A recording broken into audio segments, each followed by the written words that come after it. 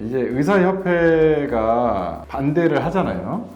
그리고 저도 그렇고 박명수 원장님도 그렇고 이게 저희가 무슨 밥그릇 싸움이다, 밥그릇 지키려고 반대하는 거다라고 생각하시는 분들이 있는데 솔직히 까놓고 얘기해서 저랑 박명수 원장님이랑은 전혀 상관이 없어요, 사실.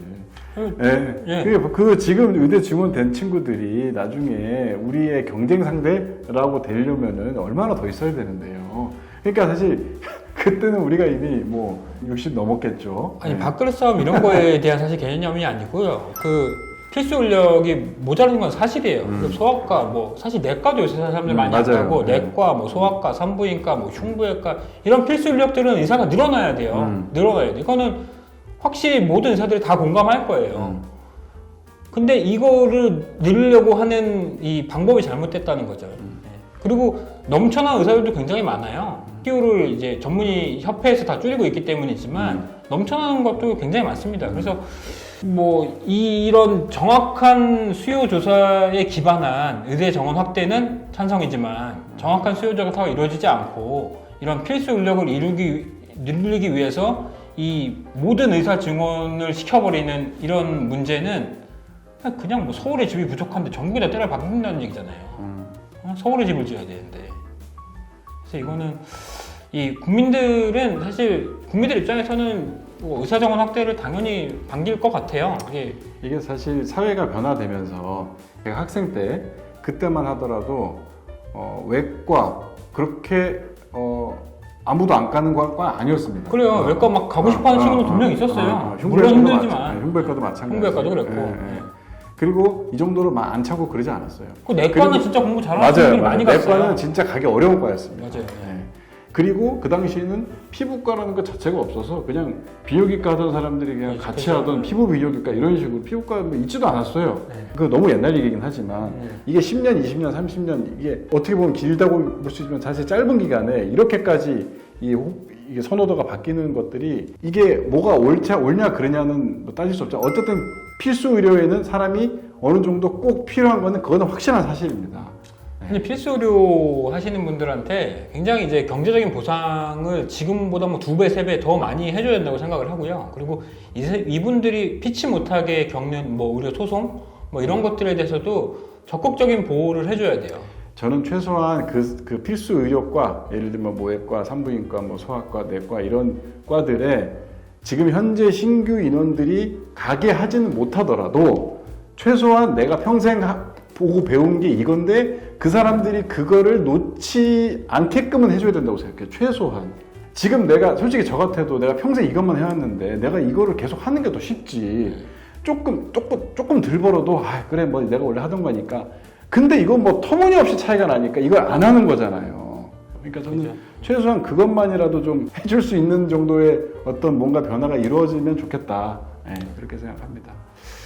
지방의료 붕괴에 대해서는 또 어떻게 생각하세요? 확진도 그렇지만 우리 이게 서울에 연고지가 있어서 사실 갈 수 있는 이제 의사분들이 많지는 않을 거예요. 있긴 있죠. 그래서 이 지방 의료가 붕괴되는 것도 분명히 있죠. 근데 뭐 필요한 인센티브도 사실 더 많이 줘야 되고 그리고 근데 이게 사실 인센티브만으로도 해결될 문제인지는 좀 의문인 게 저한테 인센티브 아무리 준다고 하더라도 좀 힘들 것 같거든요. 그리고 그렇죠. 이제 이게 사실 이거는 의대 정원 확대로 해결할 수 없을 문제라고 저는 봅니다. 왜냐하면 이거 지방 균형 발전 이게 말이 되는 얘기인가 싶은 생각이 들 정도로. 근데 이제 사실 다른 분야들은 좀 지방이 없어도 뭐 백화점 없다고 살 수 없는 거 아니고 뭐 대형 마트 없어도 뭐 살 수 있으니까. 근데 사실 의료 같은 경우에는 어떤 좀 생존권에 관련된 부분이다 보니까 사람들이 조금 더 민감하게 반응을 할 수밖에 없지만 이건 사실 더 해결이 어려운 문제 아닌가 그렇게 생각합니다. 근데 결국은 인센티브로 해결을 해야 하는 그렇죠. 수밖에 없어요. 의대 정원을 확대를 하면 그래도 뭐 조금은 더 늘어날 수 있겠지만 그 지방 의료 자체를 살리기 쉽지는 않을 겁니다. 사실 지방 의료라고 하는 게 지금 아무리 산골짜기라고 하더라도 뭐 진짜 몇 가구 안 사는 섬이 아니고선 뭐 보건지소 생활 해보셨으니까 다 병원 가려면 다 있거든요. 다 있긴 그리고 있어요. 읍내 나가면 또 병원 또 엄청 또 많아요. 네. 근데 전문적인 스페셜리티가 있는 그쵸. 것들은 없죠. 네. 뭐. 사실 지방에 계신 거점 3차 병원들, 의사 교수님들 사실 뭐 큰 차이가 없잖아요. 수술 잘하시고 뭐 네. 진료 잘 보시는 의사분들도 네. 굉장히 네. 많습니다. 네. 지방에 있다고 해서 그분의 실력이 낮거나 절대 그렇지 않아요. 그렇죠. 예. 그래서 요즘에는 그 지방에서 오랫동안 지방의대를 오랫동안 근무하신 교수님들이 좀 자존심 상하는 일이 굉장히 많다고 들었습니다.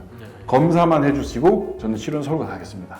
네, 이런 경우가 꽤 많다고 들었어요. 그러니까 그런 사실 이게 너무나 복잡한 여러 가지가 얽혀 있는 문제라서 이걸 의대 정원 확대만으로 해결할 수 있을지. 지방 의료를 살리기 위한 거를 이제 의사의 공급으로 해결하려고 하면 안 되고 이 지방 도시 자체가 낙후하기 때문에 교육이나 뭐 이런 모든 여건들에서 떨어지기 때문에 안 가는 거잖아요. 의사뿐만 아니에요. 다른 직종도 다 마찬가지잖아요. 그래서 이 지방의 도시를 살리고자 하는 이 노력을 기울여야 되는 거지, 의사 정원을 확대하려고 이 지방 의료를 살리겠다, 이 접근 자체가 잘못된 거죠. 이 소도시를 살리는 전략이 지방 의료를 살리는 길이 될 거예요. 너무 어렵네요. 근데 이건 사실 뭐 저희 쪽의 영역은 아니죠. 이거는 사실 뭐 쉬운 문제는 아닌 것 같고, 네. 이 문제를 의대 정원으로 해결하려는 발상 자체는 좀 잘못된 발상인 것 같고, 그래서 좀 정리 좀 해야 될 것 같아요. 그래서 의대 정원 확대 네. 필요하면 해야 된다. 근데 이 뭐 적절한 수요 조사가 필요할 것이고, 요 필수 인력을 살리기 위한 수요 조사도 분명히 필요하고, 지방 의료에 대한 해법은 다른 걸로 찾아야 될 것이다. 저는 사실 뭐 이런 채널에서 정치적인 얘기하는 거 별로 안 좋아하지만, 그래도 와, 이번 의대 정원 확대 발표에 대한 뭐 대학의 수요 조사 이런 거는 너무하지 않았나라는 생각도 들고, 예, 오늘은 이쯤에서 이 네. 영상 정리하도록 하겠습니다. 네, 감사합니다. 감사합니다.